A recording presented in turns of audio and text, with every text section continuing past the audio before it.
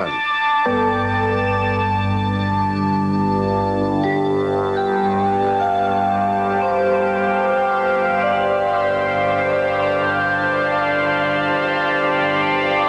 calor y los estados físicos de la materia.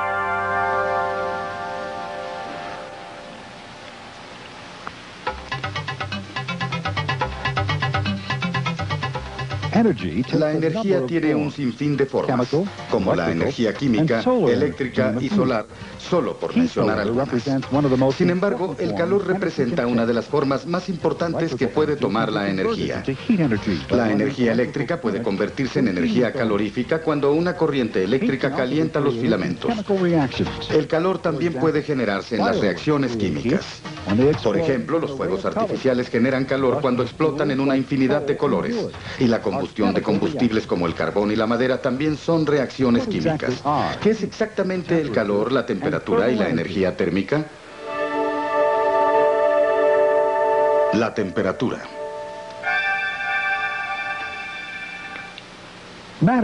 La materia está compuesta por átomos y moléculas que están en constante movimiento. A la energía del movimiento se le llama energía cinética.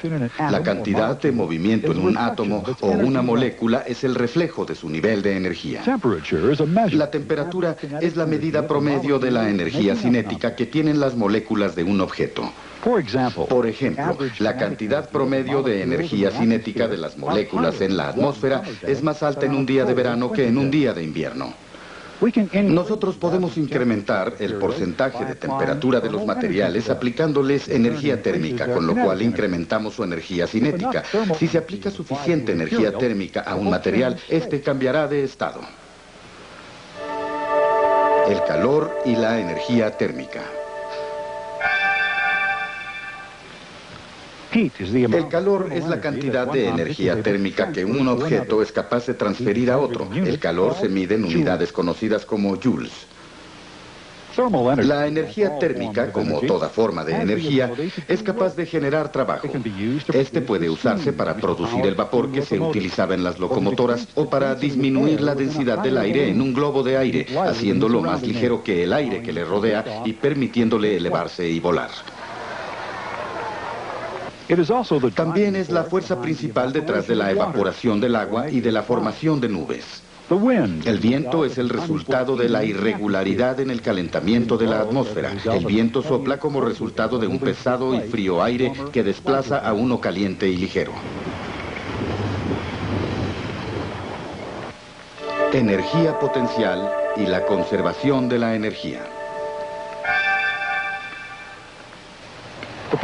La energía potencial en un combustible como el carbón y el gas natural se convierte en energía térmica al arder.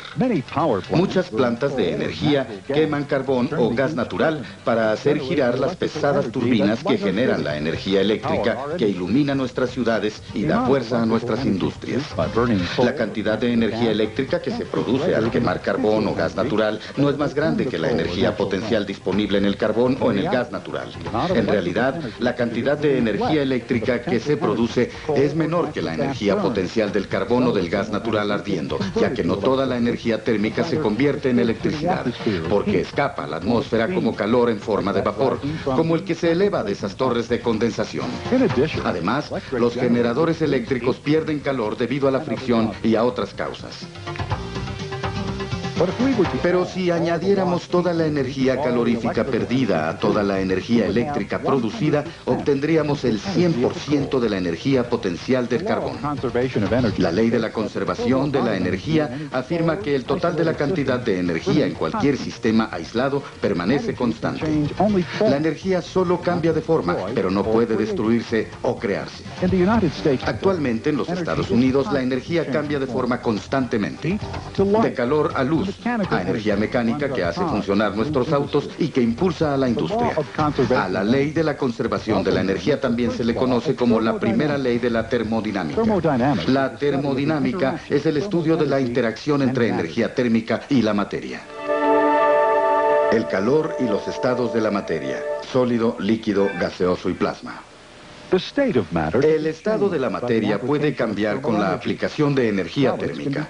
Los sólidos pueden transformarse en líquidos y los líquidos pueden transformarse en gases por medio de la aplicación de energía térmica. Al reducir la energía térmica, los gases se transforman en líquidos y si se retira suficiente calor, un líquido se transforma en un sólido. Las moléculas están unidas por fuerzas eléctricas. En los sólidos, las moléculas están unidas en patrones rígidos. En los líquidos, los lazos entre las moléculas son más débiles. Como resultado de las diferencias en las uniones eléctricas, las propiedades físicas entre sólidos y líquidos son notablemente diferentes. Los líquidos pueden derramarse porque las fuerzas de atracción entre las moléculas son muy débiles, lo que facilita que las partículas se muevan de un lado a otro. Las uniones entre las partículas de los gases son más débiles que las uniones entre los líquidos. Los gases pueden expandirse y llenar sus contenedores porque las fuerzas de atracción entre sus moléculas son muy débiles para superar su energía cinética. Para que una sustancia cambie de estado de sólido a líquido, la energía necesita vencer la atracción entre los átomos y las moléculas que conforman la sustancia. Se presenta un fenómeno interesante cuando aplicamos energía térmica para convertir un sólido en un líquido.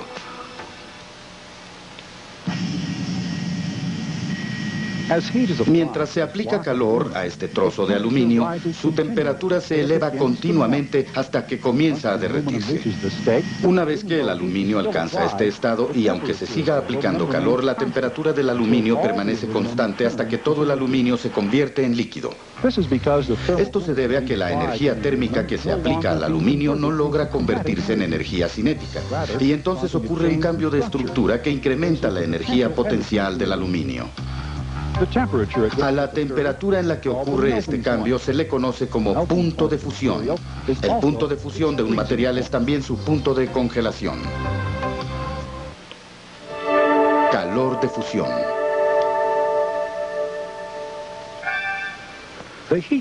Al calor necesario para convertir una sustancia de sólido a líquido, mientras que su temperatura no aumenta, se le conoce como calor de fusión.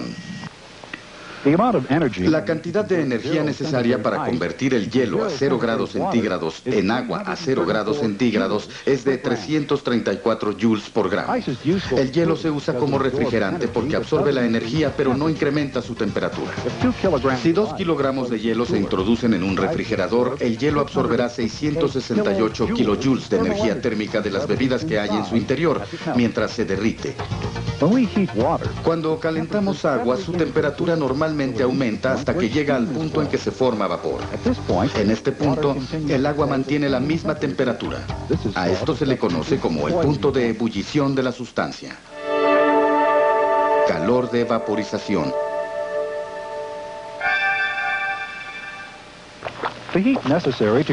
Al calor necesario para convertir el agua hirviendo en vapor se le conoce como calor de vaporización.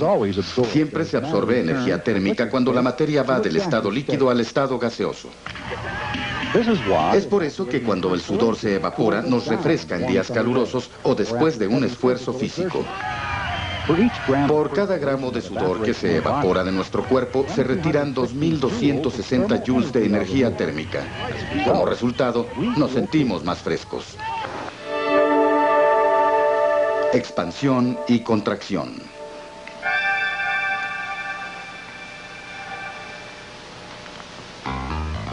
Otro fenómeno que ocurre cuando una sustancia es calentada o enfriada es la expansión o la contracción. Muchos materiales se expanden con el calor y se contraen cuando se enfrían. Por ejemplo, el alcohol o el mercurio en un termómetro se expande y se eleva cuando se le aplica calor. Esto se debe a que se incrementa su energía cinética, lo que provoca que las moléculas que vibran entre sí lo hagan a mayor velocidad, incrementando la separación promedio entre ellas. Cuando el calor se retira, las partículas se detienen y el líquido se contrae. Los materiales diferentes no se expanden y se contraen al mismo ritmo. Por ejemplo, los sólidos no se expanden tanto como los gases o los líquidos cuando se calientan. Además, algunos sólidos se expanden de diferente forma. En las tiras metálicas enrolladas que se usan para controlar termostatos, el mercurio que se coloca en la parte superior del embobinado, que es donde opera el horno, es cerrado y abierto por el movimiento del embobinado al expandirse y contraerse con las variaciones de temperatura.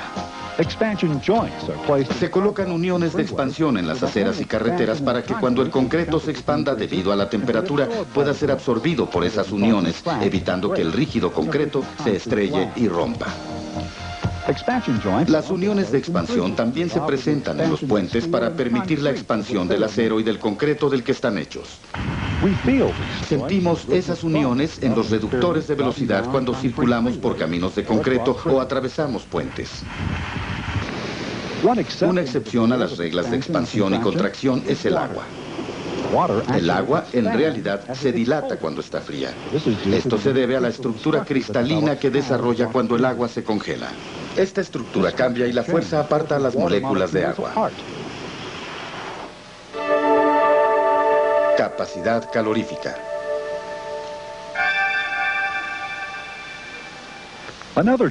Otra diferencia entre los materiales es su capacidad calorífica. La capacidad calorífica de un material es la cantidad de energía calorífica que puede absorber antes que la temperatura de un gramo de materia se eleve 1 grado Celsius. La capacidad calorífica específica del agua es de 4.18, para en el acero es de 0.45. Esto quiere decir que el agua es capaz de absorber aproximadamente 10 veces más calor que el acero en cantidades iguales, antes que su temperatura se eleve 1 grado centígrado. Es por esta razón que el agua se usa como refrigerante en los motores de combustión de los automóviles. Esto también explica por qué suele estar más fresco sobre el agua que sobre la tierra, ya que se requiere de mucha más energía para calentar el agua que la tierra.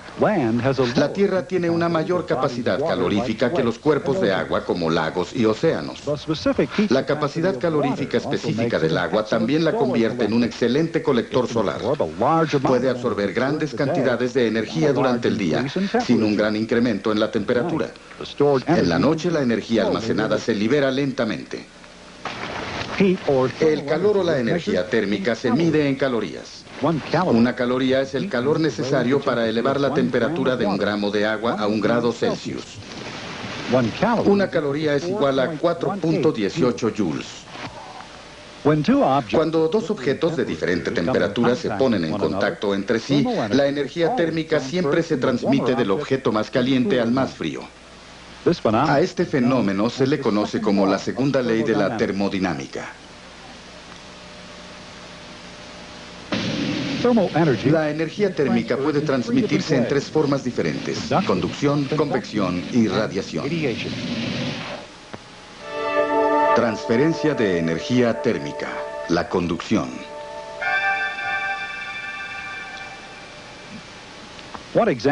Un ejemplo de conducción es la sensación que sentimos cuando caminamos descalzos en arena caliente. El pie se calienta o incluso se quema cuando la energía térmica de la arena se transfiere al pie.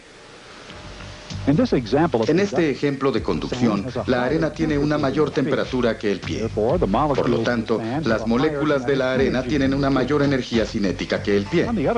Por otro lado, si se camina en un arroyo, el calor del pie se disipa dentro del agua y el pie se refresca. En ambos casos, la energía térmica se transmite por la conducción de partícula a partícula. La transmisión de energía térmica por conducción ocurre en sólidos, gases y en líquidos. Transferencia de energía térmica, convección. El calor también puede transmitirse en un proceso llamado convección. La convección solo ocurre entre líquidos y gases.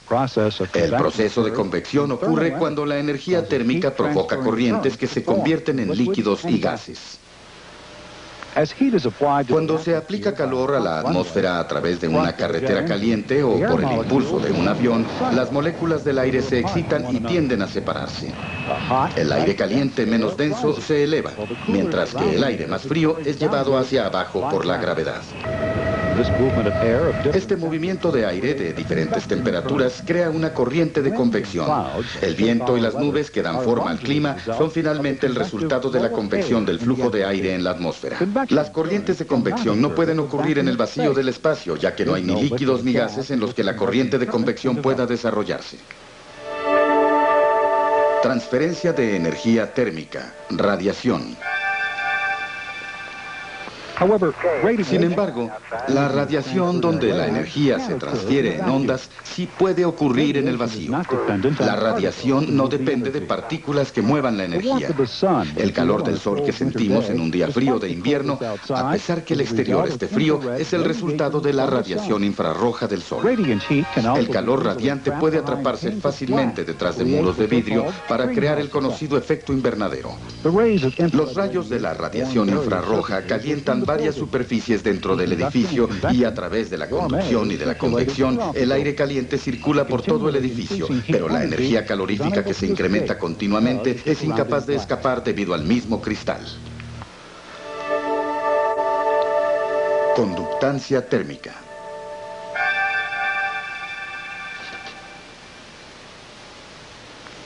La conducción es el único proceso que transfiere energía térmica a una sustancia sólida. La energía térmica puede transmitirse por todos los materiales sólidos, aunque algunos sólidos son mejores conductores de energía que otros. El cobre es un excelente conductor que se usa comúnmente en el fondo de ollas y cacerolas para distribuir la energía equitativamente. A la capacidad del material para conducir energía térmica se le conoce como conductancia térmica. La conductancia térmica se mide en la cantidad de energía térmica que puede pasar a través del material en una hora. Algunos materiales no son buenos conductores de energía térmica y se les conoce como aislantes. Los aislantes son valiosos en la construcción. La fibra de vidrio es un aislante que se instala en el desván y en la pared de las casas para reducir la pérdida de calor durante la conductancia. En el verano, los aislantes reducen la conductancia del calor exterior a la casa. A la capacidad de los materiales aislantes se les conoce como resistencia térmica y es representada por la letra R. El aislamiento total de una construcción se puede encontrar al sumar los valores de resistencia individuales en cada parte de la construcción. El aislamiento con fibra de vidrio que se aplica en las paredes de las construcciones nuevas suele tener una resistencia de 19, mientras que el aislante del ático tiene una resistencia de 30. El calor y otras formas de energía.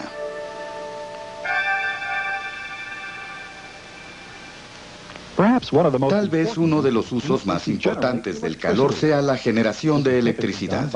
Esto se hace típicamente quemando carbón, gas natural o aceite crudo. Pero esos combustibles fósiles son recursos limitados, por lo que debemos buscar combustibles alternos para hacer girar las grandes turbinas que generan electricidad. Muchas ciudades como Long Beach en California producen electricidad quemando la basura de la ciudad. Esta planta de energía en el desierto de Mojave utiliza energía solar y la concentra en un tubo que contiene aceite de alta capacidad calorífica. Este aceite caliente es bombeado a otro lugar donde calienta agua y produce el vapor necesario para mover los generadores.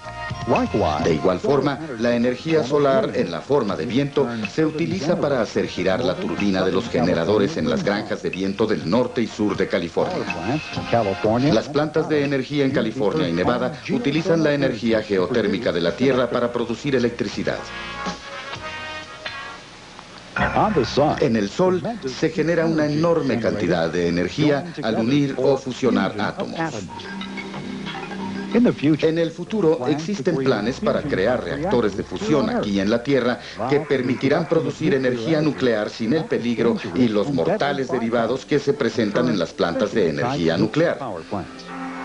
El calor es una fuente de energía importante para la vida en la Tierra. El calor no permite cambiar el estado de la materia, con lo que podemos darle gran variedad de formas. La energía calorífica es la fuerza que está detrás de un avión, de un cohete y de los motores de combustión interna. La energía calorífica que proviene de fuentes como el sol y el carbón se utilizan para generar la electricidad del mundo. Por esta y otras razones importantes, los científicos e ingenieros continúan estudiando la naturaleza de una de las fuentes energéticas más dinámicas del universo, el calor.